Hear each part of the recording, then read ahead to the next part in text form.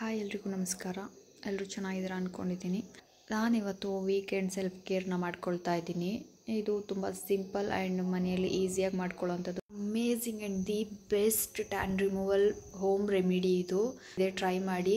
ಸ್ವಲ್ಪ colour change ಆಗೋ ತನಕ ಅರಿಶಿನ ಆ ರೀತಿ ಹುರ್ಕೊಂಡು ಸ್ವಲ್ಪ ಬಾಡಿಸ್ಕೊಂಡು ಅದಕ್ಕೆ ಅರ್ಧ ಹೋಳು ನಿಂಬೆಹಣ್ಣು ಮತ್ತು 1 ಸ್ಪೂನಷ್ಟು ಬೇಸನ್ ಹಾಗೆ ಸ್ವಲ್ಪ ಹನಿ ಮತ್ತು ಇದ್ರ ಜೊತೆಗೆ ನಮಗೆ ಒಂದು ಒಳ್ಳೆ ಕನ್ಸಿಸ್ಟೆನ್ಸಿ ಬರೋ ತನಕ ಆಗುವಷ್ಟು ಸ್ವಲ್ಪ ರಾ ಮಿಲ್ಕ್ ಯೂಸ್ ಮಾಡಿಕೊಂಡ್ರೂ ಆಗುತ್ತೆ, ಇಲ್ಲ ಸ್ವಲ್ಪ ಕಾಯಿಸಿದ್ದು ಹಾಕ್ಕೊಂಡ್ರೂ ಆಗುತ್ತೆ. ನಾನು ಕಾಯಿಸಿದ್ದೇ ಇತ್ತು ನಮ್ಮ ಮನೆಯಲ್ಲಿ, ಸೊ ಕಾಯಿಸಿದ ಹಾಲನ್ನೇ ಹಾಕ್ಕೊಂಡೆ. ನಮಗೆ ಬೇಕಾದಷ್ಟು ಕನ್ಸಿಸ್ಟೆನ್ಸಿ ಬರೋ ತನಕ ಹಾಕಿ ಮಿಕ್ಸ್ ಮಾಡ್ಕೊಳ್ತಾ ಇದ್ದೀನಿ. ತುಂಬಾ ಅದ್ಭುತವಾದಂಥ ರೆಮಿಡಿ, ಟ್ರೈ ಮಾಡಿ. ಖಂಡಿತ ನಿಮಗೆ ಅಮೇಝಿಂಗ್ ಅಂತ ಅನಿಸುತ್ತೆ. ಮತ್ತು ಇದಂತೂ ಸ್ಕ್ರಬ್ಬರ್, ಬಾಡಿ ಸ್ಕ್ರಬ್ನ ಮಾಡೋದಕ್ಕೆ ವೀಕೆಂಡಲ್ಲ, ಸೊ ಸ್ವಲ್ಪ ನಾನು ಶೈನ್ ಮಾಡ್ಕೊಳ್ಳೋಣ ಅಂತ ಸ್ವಲ್ಪ ಕಾಫಿ ಪೌಡರ್ ಮತ್ತು ಸಕ್ಕರೆ ಹಾಗೆ ಲೆಮನ್ ಮತ್ತು ಅದಕ್ಕೆ ಕೊಕೊನಟ್ ಆಯಿಲನ್ನು ಹಾಕ್ಕೊಳ್ತಾ ಇದ್ದೀನಿ. ನೋಡಿ, ಇಷ್ಟು ಕನ್ಸಿಸ್ಟೆನ್ಸಿ ಬರಬೇಕು. ಸ್ಕ್ರಬ್ಬರ್ ಅಂದರೆ ಇಷ್ಟೇ ಇರಬೇಕು, ತುಂಬ ಎಣ್ಣೆ ಥರ ಎಲ್ಲ ಮಾಡ್ಕೊಳ್ಬಾರ್ದು.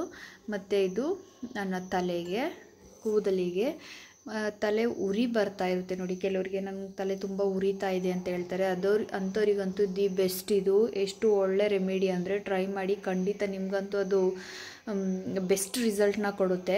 ಮೊಸರು, ತೆಂಗಿನ ಎಣ್ಣೆ ಮತ್ತು ಇದು ಸ್ವಲ್ಪ ಡ್ರೈ ಫ್ರೂಟ್ ಎಣ್ಣೆ ಏನಿರುತ್ತೆ ಅದು, ನಿಮ್ಮ ಹತ್ರ ಆಲ್ಮಂಡ್ ಎಣ್ಣೆ ಆ ಥರದ್ದು ಏನಾದರೂ ಇದ್ದರೆ ಅದನ್ನು ಕೂಡ ಆ್ಯಡ್ ಮಾಡ್ಕೊಳ್ಬೋದು. ಹಾಗೆ ಇದಕ್ಕೆ ಬೇಕಂದರೆ ವಿಟಮಿನ್ ಇ ಕ್ಯಾಪ್ಸೂಲ್ ಕೂಡ ಇದ್ರೂ ಆ್ಯಡ್ ಮಾಡ್ಕೋಬೋದು.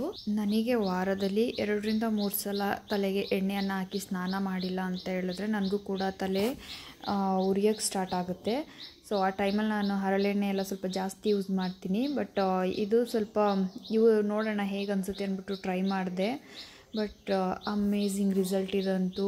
ಹೇರ್ ಕೂಡ ತುಂಬಾ ಸ್ಮೂತ್ ಅನ್ಸೋದಕ್ಕೆ ಸ್ಟಾರ್ಟ್ ಆಗುತ್ತೆ ಇದು ಹಾಕಿ ಸ್ವಲ್ಪ ಹೊತ್ತು ಬಿಟ್ಟು ಸ್ನಾನ ಮಾಡಿದ್ಮೇಲೆ. ಮತ್ತು ಆ ಉರಿ ಏನಿರುತ್ತೆ ಅದು ತಲೆ ಎಷ್ಟು ಕೂಲ್ ಅನ್ಸೋದಕ್ಕೆ ಸ್ಟಾರ್ಟ್ ಆಗುತ್ತೆ ಅಂದರೆ ನೀವು ನಂಬಲ್ಲ. ನನಗೆ ಬೆಸ್ಟ್ ರೆಮಿಡಿ ಅಂತ ಅನಿಸಿದೆ. ಟ್ರೈ ಮಾಡಿ ಒಂದು ಸಲ, ನಿಮಗೆ ಗೊತ್ತಾಗುತ್ತೆ ಇದ್ರದ್ದು ರಿಸಲ್ಟ್ ಹೇಗಿರುತ್ತೆ ಅನ್ನೋದು. ನಾವೇನು ಹಚ್ಕೊಳ್ತಾ ಇದ್ದೀವಿ ಅದು ಚೆನ್ನಾಗಿ ಬುರುಡೆಗೆ ತಾಗೋ ಥರ ಫಿಂಗರಲ್ಲಿ ಮಸಾಜ್ ಮಾಡ್ತಾ ಹಾಕ್ಕೊಳ್ಬೇಕು.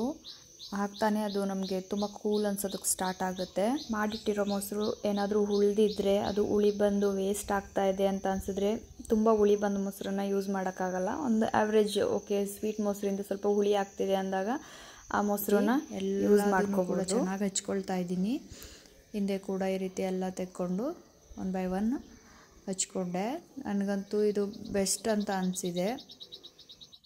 ಚೆನ್ನಾಗಿ ಮಸಾಜ್ ಮಾಡ್ಕೋಬೇಕು ಈ ರೀತಿ. ಅದು ಇನ್ನೂ ಒಂಥರ ಬೆಸ್ಟ್ ಫೀಲ್. ಅದು ನನಗಂತೂ ಇದು ತುಂಬ ಖುಷಿ ಕೊಟ್ಟಿದೆ.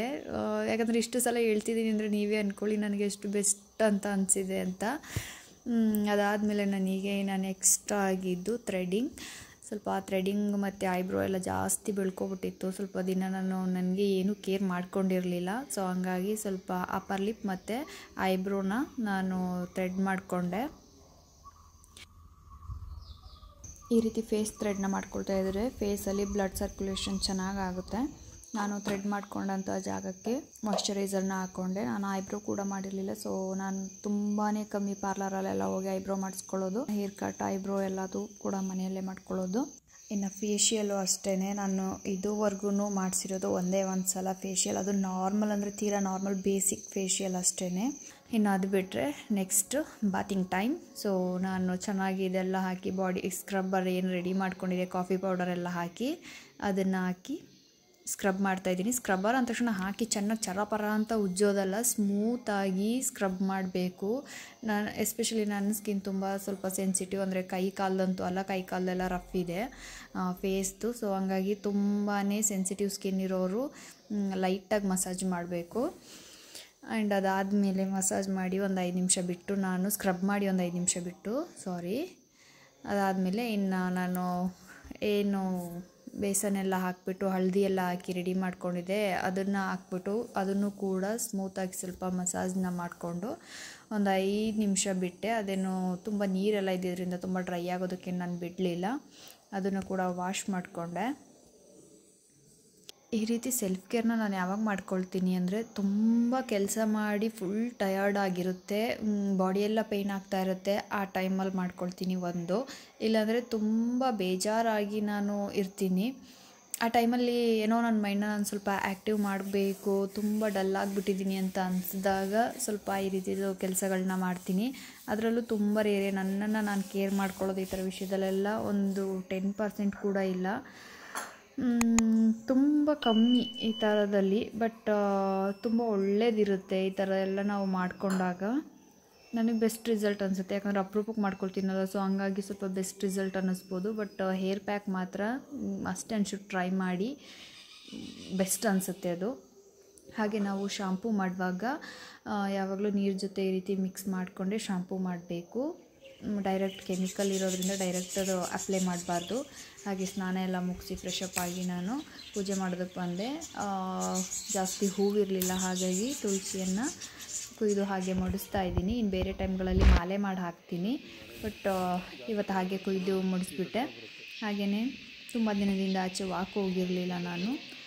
ವಾಕ್ ಹೋಗ್ತಾ ಇದ್ದೆ, ಅಷ್ಟೊತ್ತಿಗೆ ಮಂಜು ಅವರು ಕೂಡ ವಾಕ್ ಮುಗಿಸ್ಕೊಂಡು ಬರ್ತಾಯಿದ್ರು. ನನ್ನ ಈ ಒಂದು ಹೋಮ್ ರೆಮಿಡೀಸ್ ಆ್ಯಂಡ್ ನನ್ನ ವೀಕೆಂಡ್ ಸೆಲ್ಫ್ ಕೇರ್ ನಿಮಗೆ ಇಷ್ಟ ಆಗಿದ್ದರೆ ದಯವಿಟ್ಟು ಲೈಕ್ ಮಾಡಿ, ಶೇರ್ ಮಾಡಿ, ಕಮೆಂಟ್ ಮಾಡಿ, ಸಬ್ಸ್ಕ್ರೈಬ್ ಮಾಡೋದನ್ನ ಮರಿಬೇಡಿ. Thank you so much for watching my video. ಧನ್ಯವಾದಗಳು.